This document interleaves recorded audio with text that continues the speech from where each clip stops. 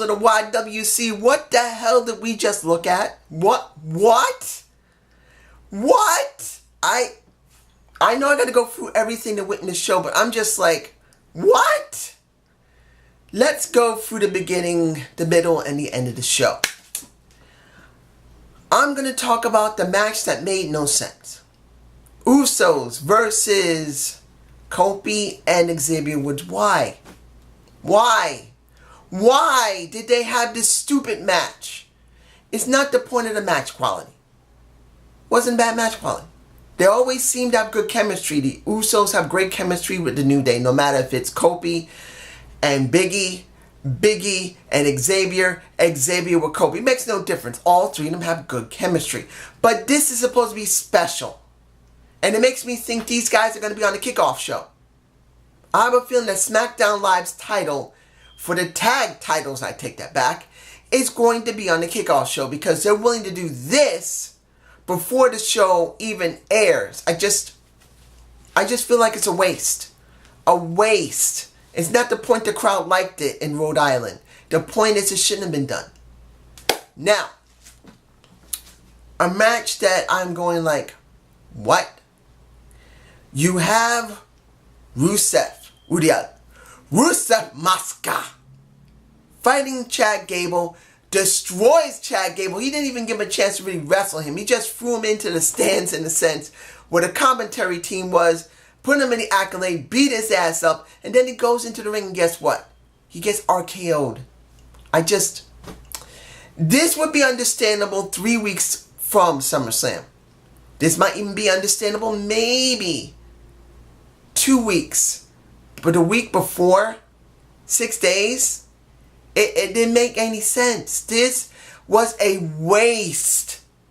A waste to make Rusev look bad.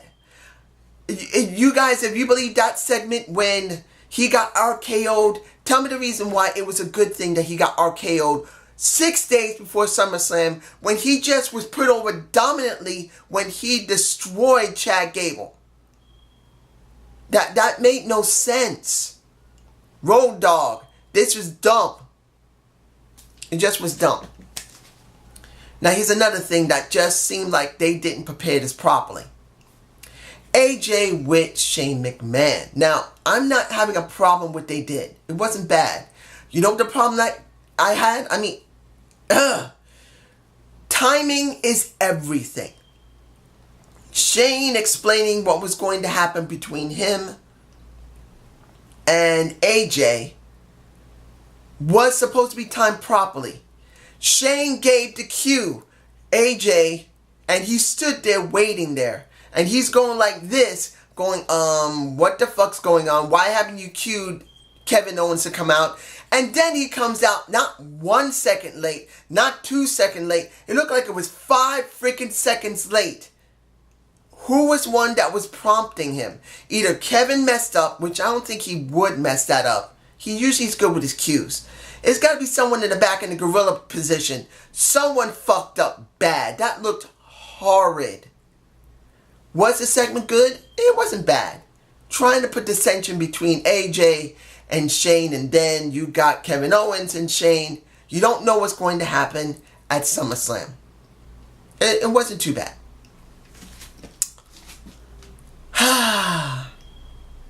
I gotta say it.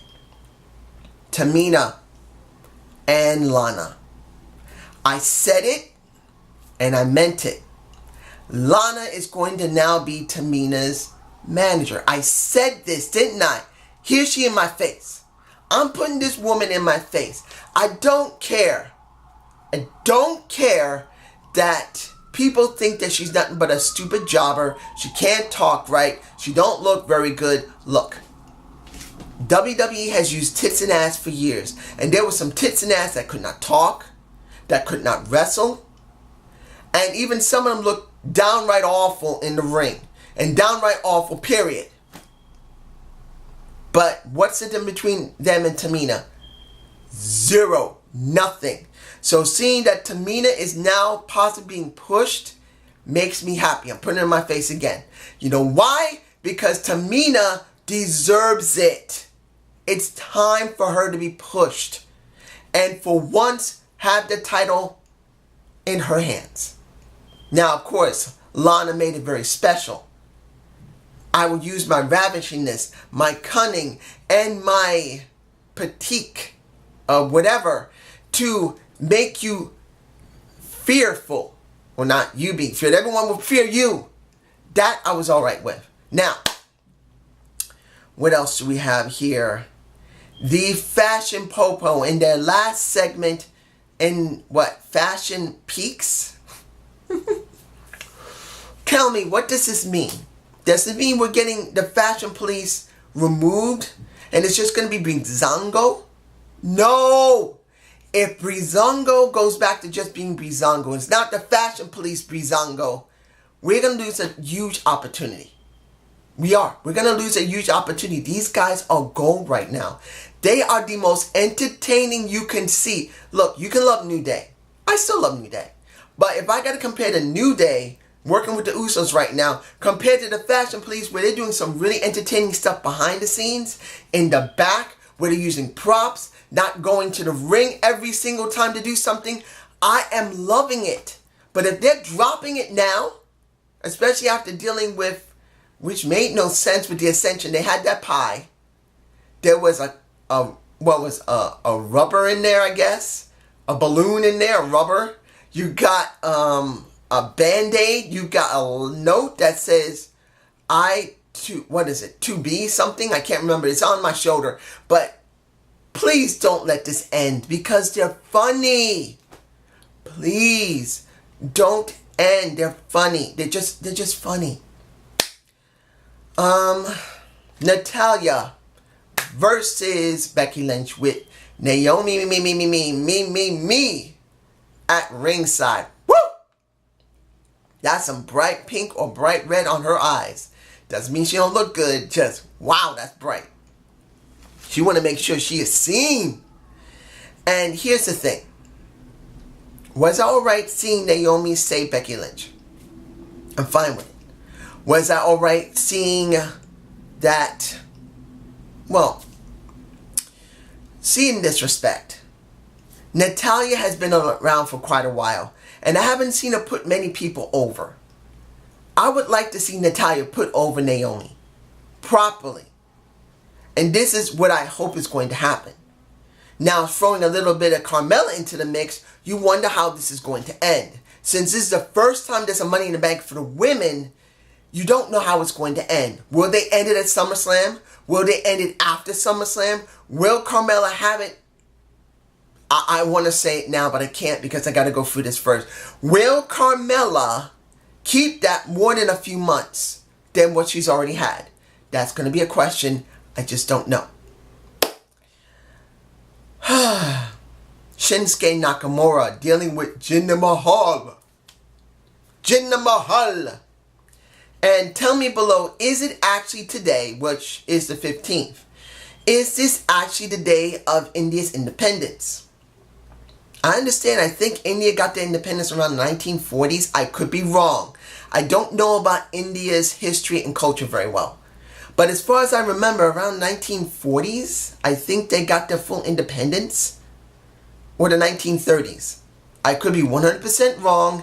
You guys tell me below. It could be the 1800s or it could be the 1940s. Around Mahatma Gandhi's time. But when it comes down to it, the segment of him having the dancers talking about India's independence, having that singer, if that is the national anthem, it's not a bad thing to hear. It just counts on who's got the proper voice for it. I'm not shying on the woman because she may not have the greatest voice, but it wasn't bad. But in the end, Shinsuke Nakamura comes out. The guy really has a very thick accent, which is going to be an issue sooner or later. He really needs to work on his accent just a little bit to be a little more cleaner for American English and for American fans to really get behind him. I mean, they love him the way he is, but there's going to be a point where he needs to make his accent just a little less Japanese American. Like that thick accent. Eventually, it's got to be improved just a little bit because it's going to be an issue sooner or later. In the end, there was no fight. He just came out and said, I will be taking this from you. Essentially. I'm alright with that. I am alright with it. Now, let's see if I'm forgetting anything. I don't want to forget anything, ladies and gentlemen, because once I start this, I'm not going back. I'm already in 10 minutes now. I'm not going back after I start this. Usos, Tamina. Yep, that's it. Super Cena versus the Maharaja. Oh my God. What the hell did I just see? Look, was the match quality alright? No, it wasn't. I kept saying this over and over again. Jinder Mahal should be allowed to win and look good while winning on his own. The Singh brothers, yes, they're good to have there periodically, but he needs to win on his own without any help. And as it came down to it, with Mike Chioda, he got rid of the Singh brothers. Couldn't take it no more. Match was going on to the point where it looked like Super Cena was going to win, and then Baron Corbin comes out, kicks Cena's ass, ends the match as a DQ, walks away, but then the old line that sounded like Morgan Freeman, I'm going to say it like this, got put in my face. At this moment, Baron knew he screwed up. I had to put it in there. I know that isn't the proper line, but that is the best way. At that moment, Baron knew he fucked up. That was the most ridiculous thing I've seen. Let me get this straight. If this is what Road Dogg wrote for Smackdown Live, this is the way he wrote it. He wanted Baron Corbin, well, let's put it in the proper context. The guy before him may have wrote Baron Corbin in to win Money in the Bank, which I don't think he did. But the thing is that you got Baron Corbin as a Money in the Bank winner. A new fresh face that could be giving us something special. And instead of building the man properly, over the last year, he's gone through the most stupidest feuds with Dolph Ziggler, with Sami Zayn, Shinsuke briefly, and when it comes down to it, he gets Money in the Bank. You think maybe they'll do something with him. Maybe it's something important. Maybe something that'll be good to come out of it. No. We get a match with Super Cena, with Jinder Mahal. Didn't look that great. He goes to try and cash in. He punches out Cena. And then Jinder rolls him up so gingerly. Not gingerly, just gingerly. And he wins. And Baron Corbin loses his freaking Money in the Bank. What? I couldn't believe what I was looking at. Jinder didn't punch him, he didn't kick him, he didn't do nothing. He just rolled him up and he kept his title. Are you seriously telling me that Road Dogg was willing to sacrifice a Money in the Bank winner for Super Cena? Or for some other stupid reason?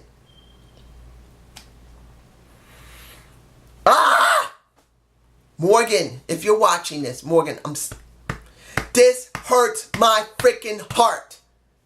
This was ridiculous. Why? You had something possibly with Baron. I'm not saying you did. I said possibly with Baron Corbin. Of course, he's not one of the greatest talkers. He's not bad in the ring. He's got good size.